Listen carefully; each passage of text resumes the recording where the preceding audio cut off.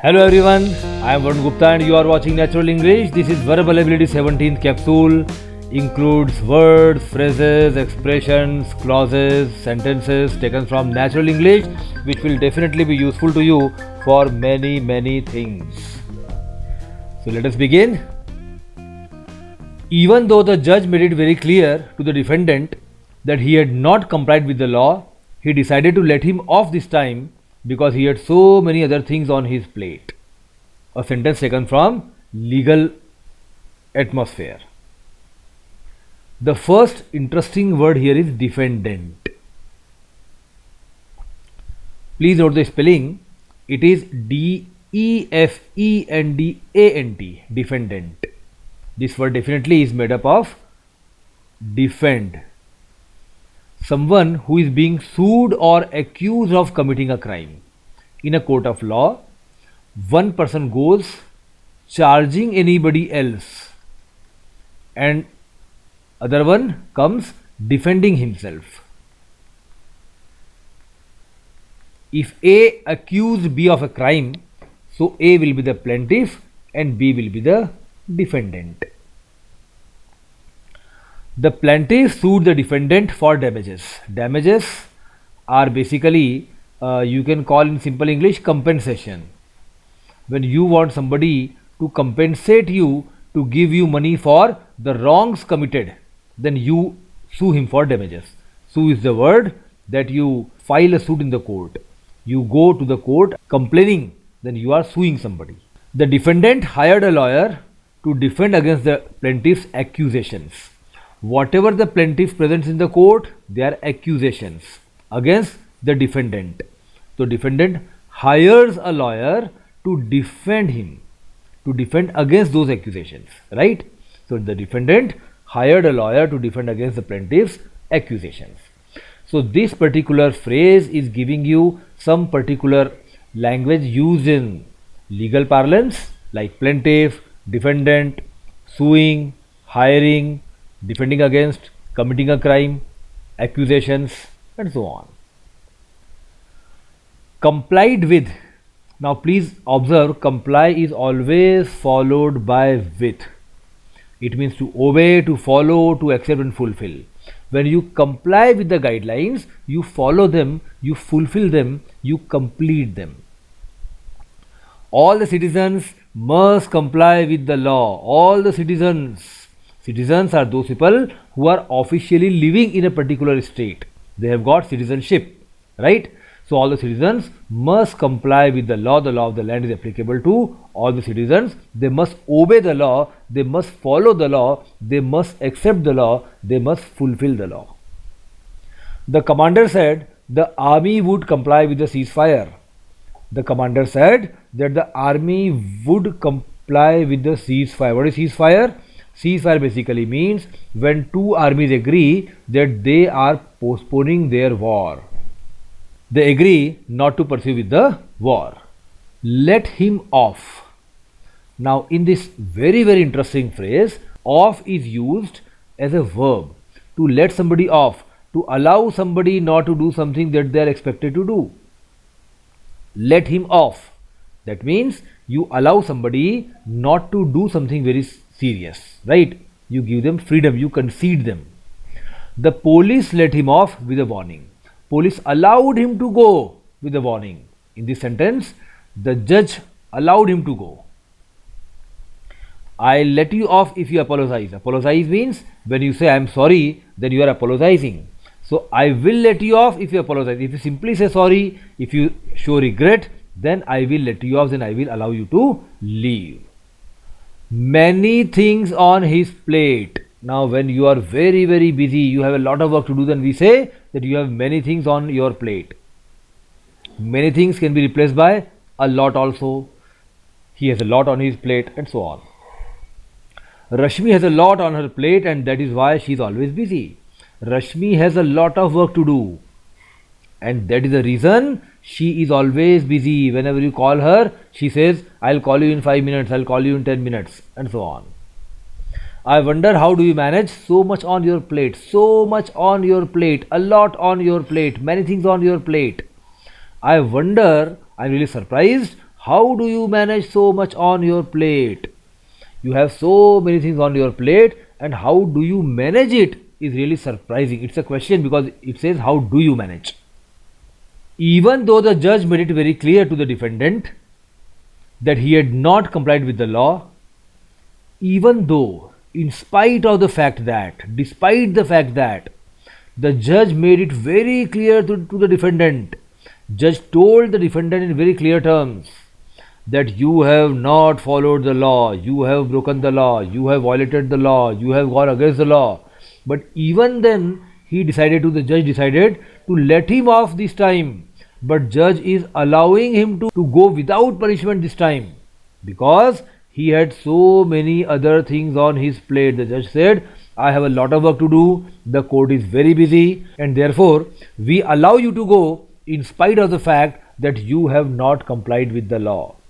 The next sentence today is, the gist of what she was saying was that we'd be better off nipping it in the bud now rather than letting the problem grow as time goes by.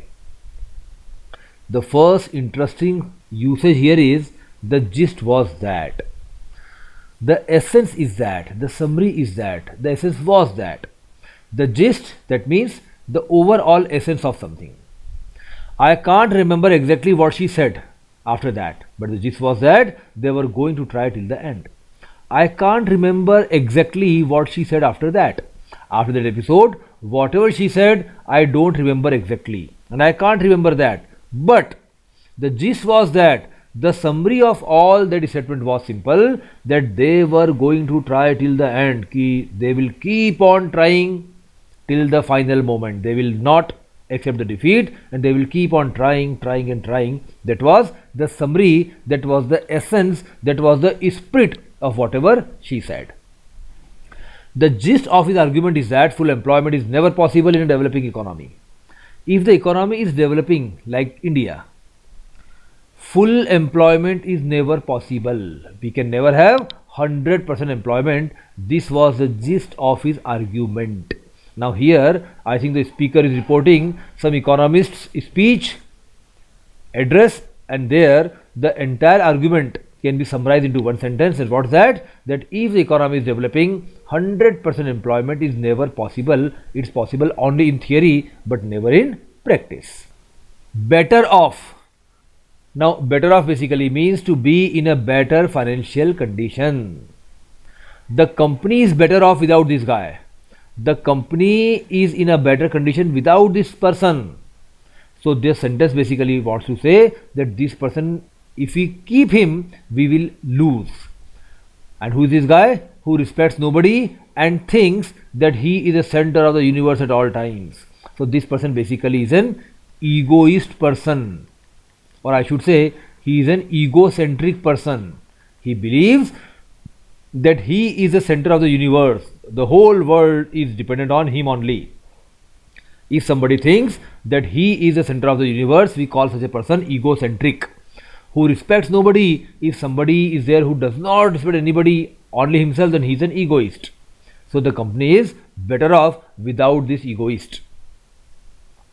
I do not believe that you will be better off without this job. Now somebody might be asking you that I want to leave this job, and you say, I don't believe that you will be better off without this job. That means this job is keeping you in good condition. If you leave this job, you will not be in a good financial condition. Nipping it in the bud. Very, very interesting, friends. To stop a bad situation from becoming worse by taking action at an early stage of its development. When a plant grows and you don't want the plant, then if you nip the plant in the bud in a primary situation only, it's very easy to throw it out. But once the plant captures roots, then it will be difficult for you to remove it. So to nip in the bud means you stop a bad situation from becoming worse. It is bad. If you don't stop it now, it will become worse. You stop it immediately. You take an action at an early stage so that it may not develop into bigger problem.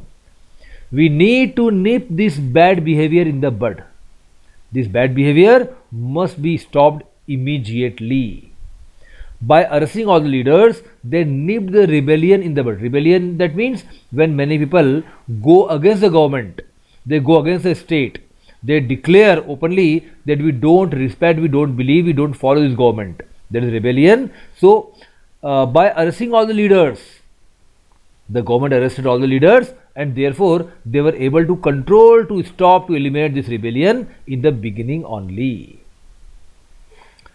The whole sentence, the gist of what she was saying was that we'd be better off nipping it in the bud now rather than letting the problem grow as time goes by. The summary of whatever she was saying was simply this, that it would be good for us to remove this problem immediately now rather than letting the problem grow as time goes by. There are two options. One, we can allow the problem to grow with the time, or we can nip it in the bud now, and it will be better if we remove the problem, eliminate the problem immediately. So she basically preferred an immediate action so that the problem does not grow. The next sentence is, with a little brushing up, I should be able to get by in French, but by no stretch of imagination will I ever be fluent. The first interesting phrase here is brushing up.